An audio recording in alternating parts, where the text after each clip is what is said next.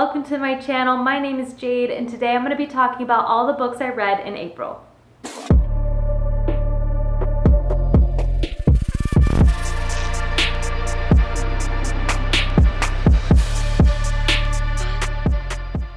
My hair is not cooperating with me. I'm like using the viewfinder. It's this piece right here. We're gonna ignore it, okay?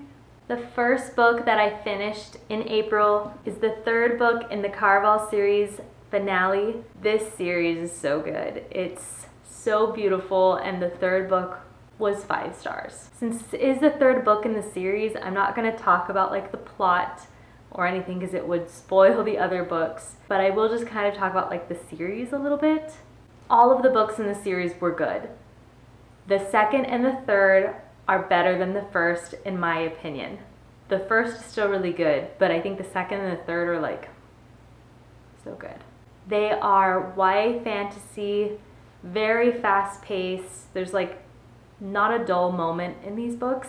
The books have mystery, magic, romance, twists and turns, lies. Like you don't really know what's real and what's fake. So it's really intriguing because you want to know what's real and you want to know like the truth. And CARAVAL is a magic circus, and each year like the game changes, and we're following 2 sisters in this series, and I can't say too much but it's really beautiful, like how the world, like CARAVAL is a magic circus, so it's described really beautifully, and then like one of our characters has a magic dress that like changes with her mood or like where she is. It's really cool. I really want her dress.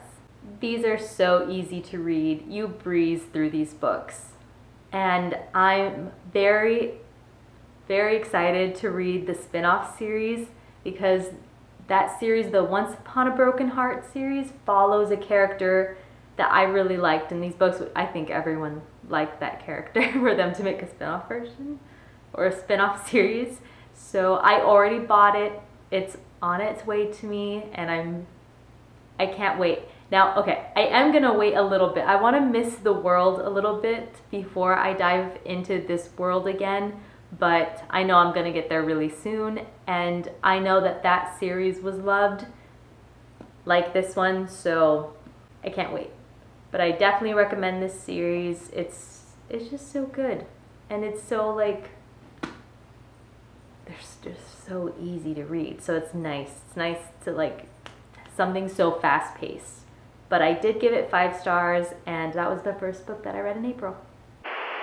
Now the second book that I read in April, I did not have as great a time with this book, but it's not because of the story.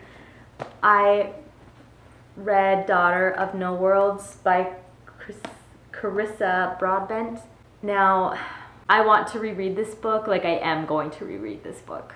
I listened to it on Audible, and I did not like the narrator's voice, which I know I'm just so picky with people's voices, and I really did not like her voice, and I feel like she ruined the book for me. I am going to continue the series. I know that this is a loved series, but I feel like I did not absorb this book. After reading this book, like I feel like I could not really tell you what happened in this book. Like I can like picture in my mind certain like events in the book, or you know, like some of the characters, but I could not really describe this book very well because it just kind of, I don't know. It's like I was listening but not really listening, and I know it's because I didn't enjoy the narration, so I'm going to reread it. I know that the story is interesting. Our character is cool. Like the magic system seems really cool, but I need to reread this, and I feel the same about Serpent and the Wings of Night. Like both of the Carissa Broadbent books that I've read, I want to reread because of the narrator. And I'll read the back of this so you know what it's about. A life in slavery taught Tisana how to survive with nothing but a sharp eye, a quick mind, and a touch of magic. But the night she tried to buy her freedom, she nearly paid with her life. Instead, she murdered the most powerful man in Thrall. Forced to flee, she has only one chance at saving those she left behind. Pledging herself to the Orders, an organization of magic wielders strong enough to destroy her former masters. To earn her place, Tisana is forced into an apprenticeship with Max, a handsome and reclusive fire wielder who despises the Orders. He has no interest in helping her, but as the Order's grip tightens around them both, his bloody past may be the key to her future or their downfall. Under looming war, Tisana must master her magic and survive the Order's demands. And as her feelings for Max deepen, she is forced to decide how much she is willing to trade away for revenge. The Orders have bigger plans for Tisana, darker plans, but Tisana will stop at nothing to save those she abandoned, even if it means forfeiting her freedom and sacrificing her heart, even if it means wielding death itself. Oh my gosh.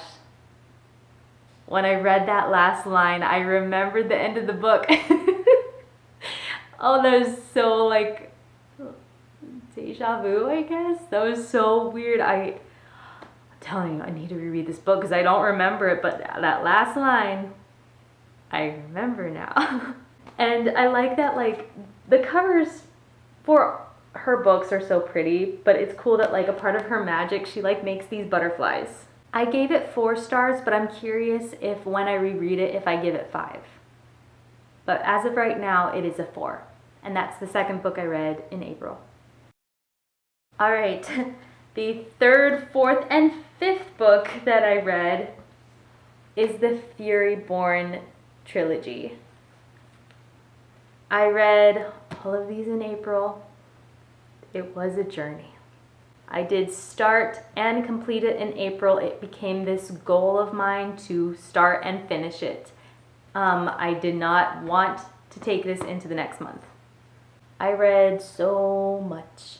At one point, during the 2nd and 3rd book, I started reading like 150 pages a day because, I don't know, I was just so determined. These are not all 5-star. I have different ratings for each of these. Now the first book, FURYBORN, I'll read the back of this so we have an idea of what this series is about, but this one I gave 5 stars. So we're following 2 young women centuries apart, and they either hold the power to save their world or to doom it. When assassins ambush her best friend, Real risks everything to save him, exposing herself as one of the pair of prophesied queens, a queen of light and a queen of blood. To prove she is the Sun Queen, Real must endure 7 elemental magic trials. If she fails, she will be executed, unless the trials kill her first. 1,000 years later, the legend of Queen Real is a fairy tale to Ileana, a bounty hunter for the undying empire. Ileana believes herself untouchable until her mother vanishes. To find her, Ileana joins a rebel captain and discovers that the evil at the Empire's heart is more terrible than she ever imagined. As Real and Ileana fight in a cosmic war that spans millennia, their stories intersect, and the shocking connection between them ultimately determines the fate of the world and each other. Now, I really loved the first book. It's also the shortest of the 3. Now, this is not the easiest YA fantasy. Since we're following throughout all 3 books, you're following 2 different timelines. And the thing is, both of these characters are kind of similar, and you have like side characters that are in both timelines. So it can be difficult. I found it difficult sometimes when switching timelines to get the stories mixed up because you have characters in both timelines, so it was a little confusing. This is not a series that you breeze through. I felt. For a YA fantasy, this is one where I would read 100 pages and feel like I read 100 pages. It's not one of those books where you like forget that you're reading. It's like you need a breather after reading. But after this first book, I felt very connected to the characters. I really liked the magic system and that it didn't feel very YA. Like it just feels more adult, I guess. or just like more of a difficult read. I don't know if I'm explaining that very well, but it just felt more like an adult fantasy book. So after this one, I hadn't even finished this, and I bought the second one because I was so excited about the series. And you know, I've heard really good reviews about the series, but I've also heard that it's not the easiest read, and I do agree with that.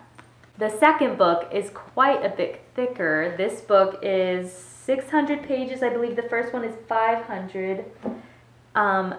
The second book was interesting because it had horror aspects to it. Like, there were parts of this book that were like gross and morbid, and I thought that that was interesting with this one. Like, the first one we had trials, like really cool trials, and this one was a little bit more like scary, I guess. It was very interesting and like gut-wrenching at times. I gave the second book 4 stars. It just was not as good as the first. I found that I was not as interested in the story, or it did not captivate me as much until we got to those gut-wrenching horror parts. But like the whole first book like grabbed me. This one didn't grab me as much, but it was still good, and I was still very much into the series and wanted to find out what happens in the third book. The third book is also 600 pages. Wait a second. Yeah, it's 600 pages. It is, you know, these are longer books. They're not like CARAVAL. The third book was the slowest. I did not enjoy, if you can tell from my tabbing, I did not enjoy the majority of this book. Not until about the last 100 pages did I enjoy the book. It felt like this book could have been so much shorter. I feel like the plot, like the story that was going on here was repetitive. For one of our characters, I was like, okay, let's move on. I don't think we need to stay in this situation for much longer. Now, another reason why this book and the second are not 5-star is because there are some issues that I do have with this series, and one being that our main villain, who is this evil angel, I don't feel like I fully understood him. I feel it's very confusing. Even it's confusing to try to explain, but I was confused throughout the series where I feel like I could not see him very well. Like, not that his physical description wasn't described well. I feel like I did not understand him. And I feel like there were times where he was like contradicting himself. And maybe that's just a part of his character, but I just feel like he was almost fuzzy. Like, I didn't understand him very well. And that he was supposed to be like super, super powerful, but that at times he seemed kind of weak. And I just was confused. The other thing that I did not really like are some of the relationships that formed in the book. One of our characters is really fluid with her relationship. And there's like a friendship that was very beautiful and also very complex. And then it kind of turned into this like relationship, and it felt icky. It didn't feel right. And it just, I was like, no, it was so much better them as friends than to kind of try for her to, for this relationship to form. It felt like it spoiled their friendship. That's how I felt. And then it just kind of didn't feel right. And that same character is also is another part of the book where we cannot stand her, and a choice that she makes did not make very much sense to me. I think that's my issue, is that some things just don't make sense, or it felt out of character. However, I know I feel like I just talked a bunch of crap about the books, but the ending was really good. I was not expecting this ending. The ending was just, it was so good, and I don't know how to describe it. It had a lot of like meaning and made you feel a lot for these characters, and then it just wrapped it all up really well. That's how I felt. Like, I feel like I was on a long journey, and the ending was just, it just was right. It felt good. Now, that's not the case for all series. Like the Red Queen series that I have down here, I feel like the ending just sucked and I hated the ending and I was robbed of this story. That's not how I felt with this. Now, I have issues with these books. Not so much the first and the second. As you can see, I tabbed them up. I loved diving into these books.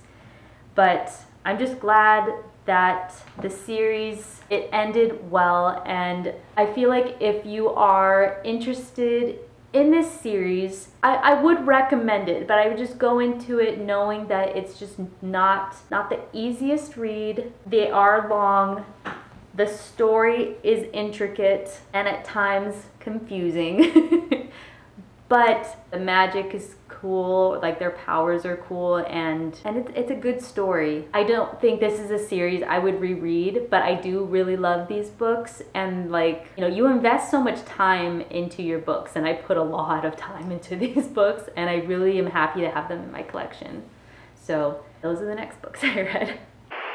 After that series, I wanted a standalone. I think from one of those books, getting that horror aspect, I wanted to read a horror. Now, Darcy Coates kind of let me down the last book. That's why I haven't been really reading a lot of horror, because the last Darcy Coates book I read I did not like. So I wanted to try a different author that I have given many chances to, but I gave him one more chance. So I did read a Stephen King book. I read Carrie. Now, I went into this with so little expectations because I have DNF'd 4 Stephen King books. He is not my favorite author. I don't particularly like his writing style, and I find that his books can be very boring.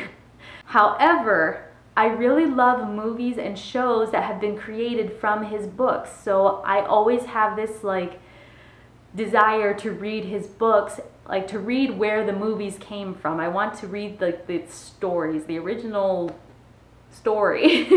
I've only ever finished one Stephen King, and it was The Mist, and I did not like it at all, but I did finish it because it was a shorter read. So I felt with this book, I know like what Carrie is kind of about. It's, you know, such a Stephen King classic. And it's only like 270 pages, and I mean, it's like small. So I knew I could finish this fast. So I felt like even if I did not like it, I didn't invest like, you know, a week in it. I'll read the back of Carrie, even though I'm sure everyone kind of knows what Carrie is about. But Carrie may be picked on by her classmates, but she has a gift. She can move things with her mind. Doors lock, candles fall. This is her power and her problem. Then an act of kindness, as spontaneous as the vicious taunts of her classmates, offers Carrie a chance to be a normal. What it says, to be a normal. That sounded weird. Until an unexpected cruelty turns her gift into a weapon of horror and destruction that no one will ever forget. Carrie is very bullied in school.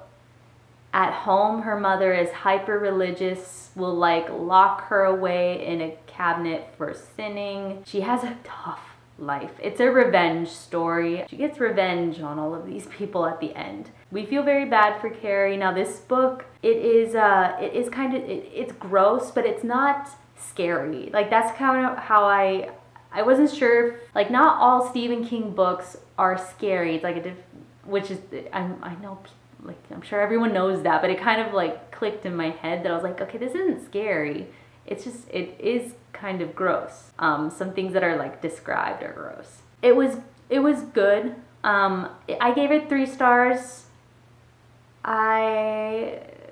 Out of the Stephen King books that I've read, this is the best one so far, and I've DNF'd 4 and finished 1 and didn't like it. Like, I've tried The Shining, I tried The Dome, I tried the one about the vampire. I don't remember what it's called, but I've tried multiple Stephen Kings and just like could not get into them. So I gave it 3 stars. I'm glad that I finished one and liked it. This cover is also really cool. I like the matte paperback, like the colors are cool. So I wanted a standalone horror, and that's what I got, and I'm glad I read it. It wasn't bad. After Carrie, I was on the hunt for a standalone fantasy, which is not super easy to find. Or like I would do lots of research and people recommended the same books over and over again because I mean fantasy books are typically series, which for good reason, but I had enough time to read one more book. I wanted it to be a standalone because for some reason lately I don't want to start a series in 1 month and finish it in another. I just want to like start and finish in 1 month. But I did find a book that I really liked. It is a standalone fantasy. It's The Enchantment of Ravens, and this is the last book that I read in April. This book was so cute. I really liked it. It's about an artist. It's about a painter. So I was like, oh, I'm sure it's gonna be like really beautiful.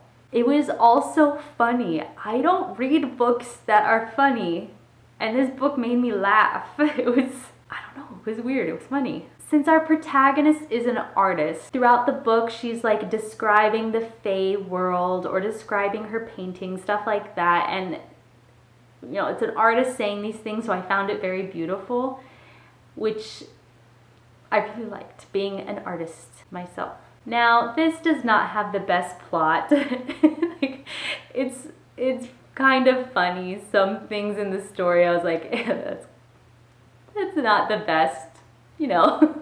There are things, yeah, like I knew that going into this book. I was not looking for this super great fantasy with amazing world building and complex characters, and I was just looking for a cute book about an artist that, and a little bit of a love story, just a very cute short book. And I just wanted to read about an artist that lives in this beautiful land, and that's what I got.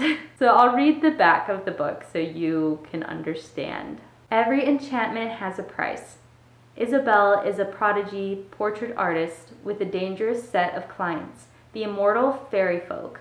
But when she receives her first royal patron, Rook, the autumn prince, she makes a terrible mistake. She paints mortal sorrow in his eyes, a weakness that could cost him his life. Furious, Rook spirits Isabel away to stand trial for her crime. But something is seriously amiss in his world, and they are attacked by every side, forced to depend upon each other for survival. Their alliance blossoms into trust, perhaps even love, a forbidden emotion that would tender both of their lives forfeit. What force could Isabel's painting conjure that is powerful enough to defy the ancient malice of the fairy courts? It was just so cute.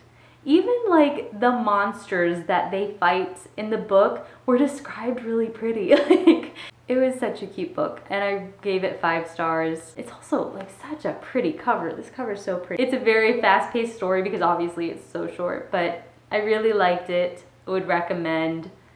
I want to read more from this author. I think I actually bought one of her books used, but I liked her writing style, and if her other books are like beautifully written or like things are described very beautifully like this, then I'd be happy. And that was the last book that I read in April.